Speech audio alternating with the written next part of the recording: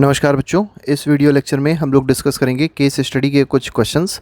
दो क्वेश्चन होंगे approximately, case study 1 और केस स्टडी 2, और जो चैप्टर है वो है हाउ डू ऑर्गेनिज्म रिप्रोड्यूस। तो चलिए देखते हैं फर्स्ट क्वेश्चन में क्या कहा गया है। तो यहाँ पर एक फीमेल रिप्रोडक्टिव सिस्टम से रिलेटेड बात करी गई। Female reproductive system includes ovaries, fallopian tubes, uterus, vagina, mammary glands, ये सब चीज़ें दी गई हैं। These organs are involve in the production of transportation of gametes. ठीक है, ये सब बातें बताई गई हैं। और उसके बाद कहा गया है these organs production and transport of gametes हो गया, प्रोडक्शन ऑफ सेक्स हार्मोन्स हो गया।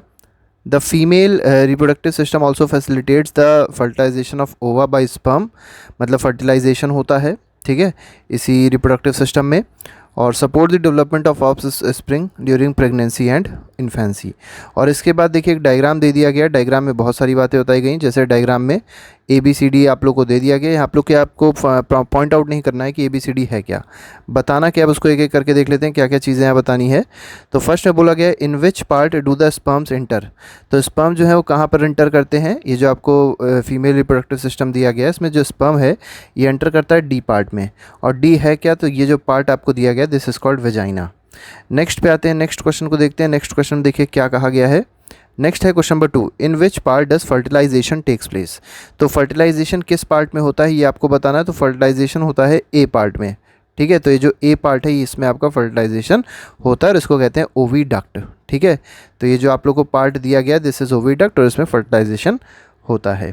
फर्टिलाइजेशन का मतलब क्या होता है, जो गैमीट्स मीट करते हैं और एक एम्ब्रियो, मतलब एक कह सकते हैं कि एक फर्टिलाइज होते हैं गैमीट्स। जो स्पर्म होता है जब वो ओवा या एग से मीट करता है, ठीक है, तो वो फर्टिलाइज होता है। इस प्रोसेस को कहते हैं फर्टिलाइजेशन। नेक्स्ट में आते हैं क्वेश्चन नंबर 3 में कहा गया in which part does the foetus develop. अब आपको बताना है फीटस जो है वो किस पार्ट में डेवलप होती है, ठीक है। तो जो फीटस का डेवलपमेंट होता है वो किस पार्ट में होता है, यहाँ पर होता है। और इसको कहते हैं C पार्ट, मतलब C आपका यहाँ पर जो पॉइंट दिया है C है। और C है क्या, तो C इज़ यूट्रस। C क्या है, C इज़ यूट्रस। नेक्स्ट पे आते हैं, नेक्स्ट क्वेश्चन को देखते हैं। नेक्स्ट क्वेश्चन देखिए क्या कहा गया है।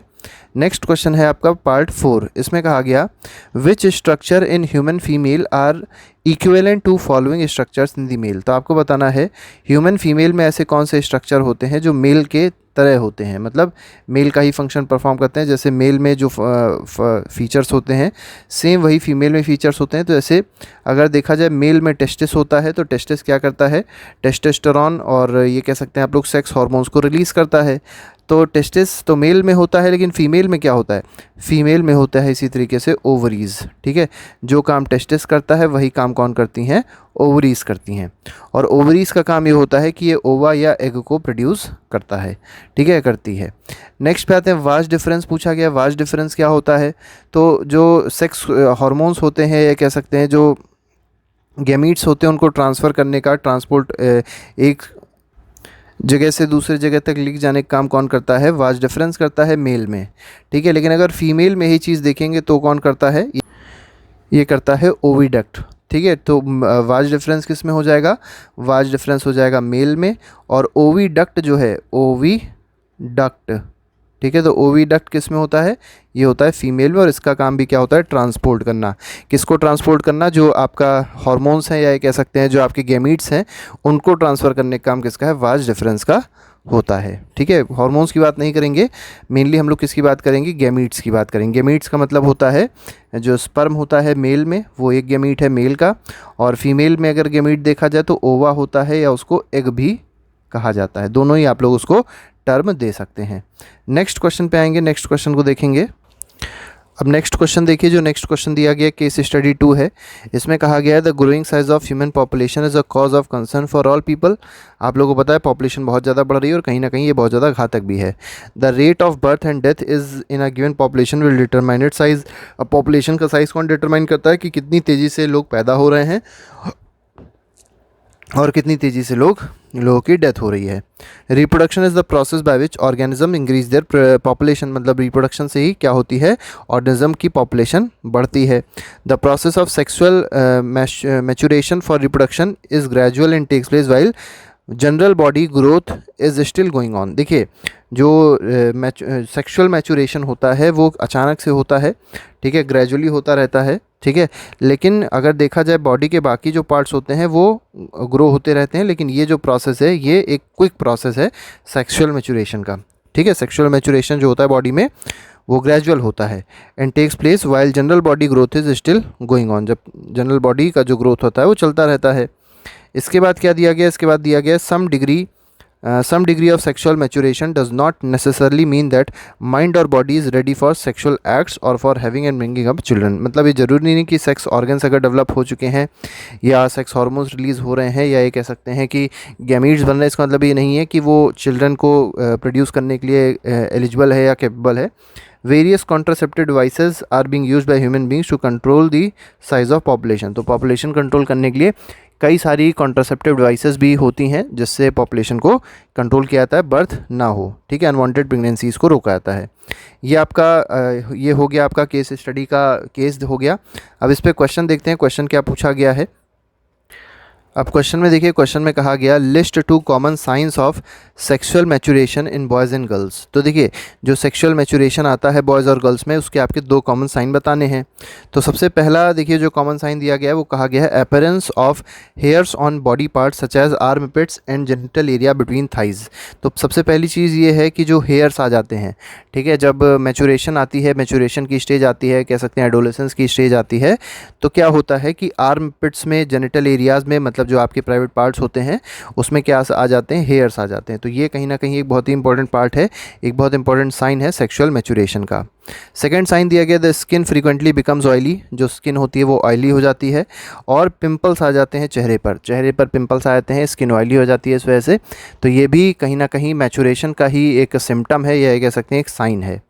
नेक्स्ट पे आते हैं, नेक्स्ट देखते हैं नेक्स्ट क्वेश्चन में क्या कहा गया, what is the result of reckless female foeticide. देखिए रेकलेस फीमेल फीटिसाइड का मतलब ये है कि गर्भ में, ठीक है, जब माता के गर्भ में फीमेल को मार दिया जाता है, लड़कियों को मार दिया जाता है, जो छोटी बच्चियां होती हैं उसके अंदर गर्भ में उनको मार दिया जाता है, तो इससे रिज़ल्ट क्या होगा, मतलब इससे होगा क्या, तो इससे फाइनल होना ये है कि जो चाइल्ड सेक्स रेशियो होगा वो डिक्लाइन हो जाएगा और ये बहुत ही अलार्मिंग रेट से डिक्लाइन हो रहा है हमारी सोसाइटी में। और कहीं ना कहीं इसका बहुत ज़्यादा असर पड़ेगा किस पे, पॉपुलेशन बैलेंस पे, ठीक है, कि लड़कियां बहुत कम रहेंगी, लड़के बहुत ज़्यादा हो जाएंगे, तो फिर कहीं ना कहीं एक डिसबैलेंस क्रिएट हो जाएगा सोसाइटी में। तो यहाँ पर मेन यही है कि जो चाइल्ड सेक्स रेशियो है वो क्या हो जाएगा, डिसबैलेंस हो जाएगा, डिक्लाइन हो जाएगा। अब ये चाइल्ड सेक्स रेशियो का मतलब क्या होता है, नंबर ऑफ़ फीमेल्स पर 1000 मेल्स। तो 1000 मेल में जितनी फीमेल होती हैं उसको कहा जाता है चाइल्ड सेक्स रेशियो, ठीक है, मतलब जितनी चाइल्ड में, जितने 1000 चाइल्ड में जितनी फीमेल होंगी उसको क्या कहा जाएगा, उसको कहा जाएगा चाइल्ड सेक्स रेशियो। नेक्स्ट पे आते हैं, नेक्स्ट क्वेश्चन में क्या कहा गया है उसको देख लेते हैं। इसमें कहा गया which contraceptive method changes the hormonal balance of the body. तो बॉडी का हार्मोनल बैलेंस कौन सा कॉन्ट्रासेप्टिव मेथड चेंज करेगा। देखिए अलग अलग तरीके के कॉन्ट्रासेप्टिव मेथड्स होते हैं, जैसे फिजिकल बैरियर्स होते हैं, ठीक है, इसके बाद कुछ आप लोग को मतलब ये समझ सकते हैं आप, कुछ दवाइयाँ होती हैं, ठीक है, मतलब केमिकल मेथड्स होते हैं, जैसे ओरल पिल्स ली जाती हैं, तो वो सब क्या करते हैं, हार्मोनल बैलेंस को बॉडी में चेंज कर देते हैं। मतलब अगर कोई पर्सन है, कोई स्त्री है, कोई फीमेल है, वो लगातार कोई ना कोई कॉन्ट्रासेप्टिव मेजर ले रही है और भी केमिकल ओरल पिल्स ले रही है या ड्रग कोई ऐसी ले रही है जो ओरल पिल या ओरल कॉन्ट्रासेप्टिव मेजर्स है, ठीक है, तो उससे क्या हो सकता है, हार्मोन में चेंजेस आ सकते हैं, हार्मोनल इम्बैलेंस हो सकता है, ठीक है। नेक्स्ट पे आते हैं, क्वेश्चन नंबर 4 देखते हैं। 4 में देखिए क्या कहा गया, 4 में कहा गया right two factors that determine the size of population. अब आपको 2 फैक्टर्स बताने हैं जो साइज ऑफ पॉपुलेशन को डिटरमाइन करते हैं। तो पहला है रेट ऑफ बर्थ और डेथ, ठीक है, इन अ गिवन पॉपुलेशन डिटरमाइनेड साइज। इसका मतलब क्या हुआ, इसका मतलब ये हुआ कि अगर तेज़ी से इंसानों की डेथ हो रही है या जो भी रेट से बर्थ हो रहा है, ये दोनों चीज़ें, रेट ऑफ बर्थ और रेट ऑफ डेथ, ये दोनों चीज़ें जो होती हैं डिटरमाइन करती हैं रेट ऑफ या साइज़ ऑफ पॉपुलेशन को, कि साइज़ पॉपुलेशन का बड़ा होगा या साइज़ पॉपुलेशन का कम होगा, मतलब जो साइज़ ऑफ पॉपुलेशन होगा वो ज़्यादा होगा या कम होगा। तो डिटरमाइन कौन करता है, तो rate of birth and rate of death. तो ये हमारे पास क्वेश्चंस थे। इसके बाद हम लोग जो क्वेश्चंस लेके आएंगे, शॉर्ट आंसर्स, लॉन्ग आंसर्स, हर तरीके के क्वेश्चंस इसमें आप लोग को कराएंगे। अभी के लिए फ़िलहाल इतना ही, बाकी के जो हम लोग ने प्लेलिस्ट बनाई है उसमें आप लोग सारे वीडियो जाके देख सकते हैं और अपना रिवीजन अच्छे से कर सकते हैं। अभी के लिए इतना ही रखते हैं। Thank you very much, good bye, जय हिंद।